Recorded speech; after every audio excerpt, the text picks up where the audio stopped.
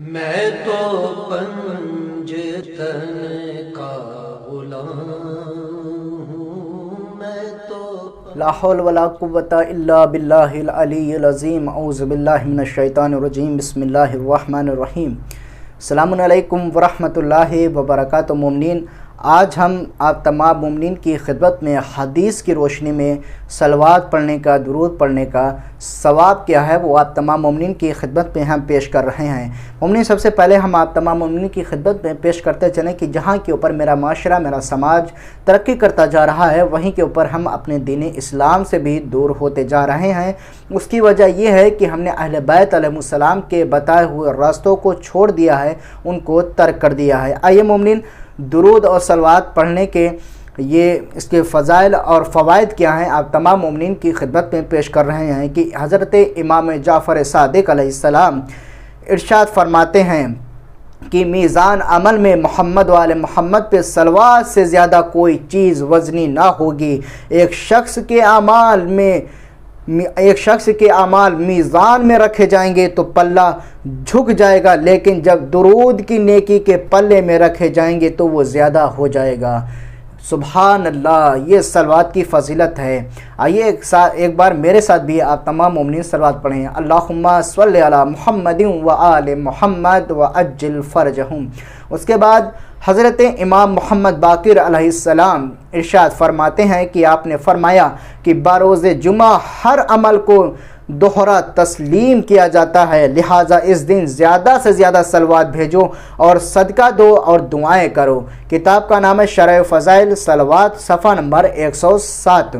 اس کے بعد فرمان حضرت رسول خدا صلی اللہ علیہ وآلہ وسلم کہ جو شخص اپنے گناہ مٹانے کی قدرت نہ رکھتا ہو تو اسے چاہیے کہ محمد وآل محمد کے اوپر کثرت سے زیادہ درود بھیجے، صلوات پڑھے۔ درود جو ہے وہ صلوات جو ہے گناہوں کو منہدم کر دیتی ہے، یعنی گناہوں کو مٹا دیتی ہے، اور یہ اللہ کے نزدیک تسبیح و تہلیل اور تکبیر کا درجہ بھی رکھتی ہے۔ کتاب کا نام ہے عیون الاخبار الرضا، جلد نمبر پہلی، صفحہ نمبر 500۔ اس کے بعد عزیزان محترم،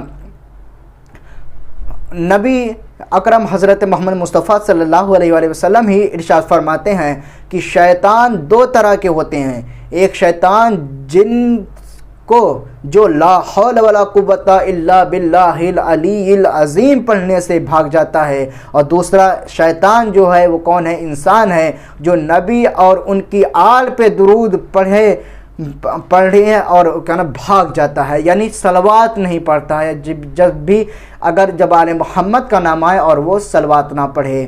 اللہم صلی علی محمد و آل محمد وعجل فرجہم۔ آخری حدیث آپ تمام مومنین کی خدمت میں ہم پیش کر رہے ہیں کہ حضرت امام جعفر صادق علیہ السلام ارشاد فرماتے ہیں کہ جس کی خدا سے حاجت ہو اسے چاہیے کہ اس کی ابتدا محمد وآل محمد پہ درود پڑھنے سے کرے اور پھر اپنی حاجت کو بیان کر کے آخر میں درود بھیجے۔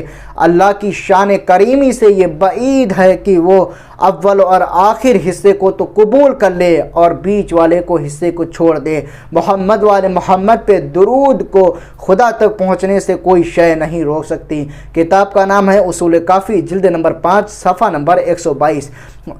مومنین، ہم کو چاہیے کہ جب بھی ہم دعا مانگے تو دعا مانگنے سے پہلے سب سے پہلے ہم صلوات پڑھیں۔ صلوات پڑھنے کے بعد عزیزان محترم پھر ہم خداوند عالم سے دعائیں مانگیں، بے شک خداوند عالم ہماری دعاؤں کو مستجاب کرے گا۔ مومنین، آپ تمام مومنین سے بھی گزارش ہے کہ اس ویڈیو کو دوسرے مومنین کو بھی ضرور شیئر کریں تاکہ دوسرے مومنین بھی صلوات کا ثواب جان سکیں اور آپ کی وجہ سے وہ لوگ صلوات بھی پڑھ سکیں۔ اس کا ثواب انشاءاللہ خداوند عالم آپ کو بھی عطا فرمائے گا۔ فقط والسلام ورحمۃ اللہ وبرکاتہ۔ مومنین۔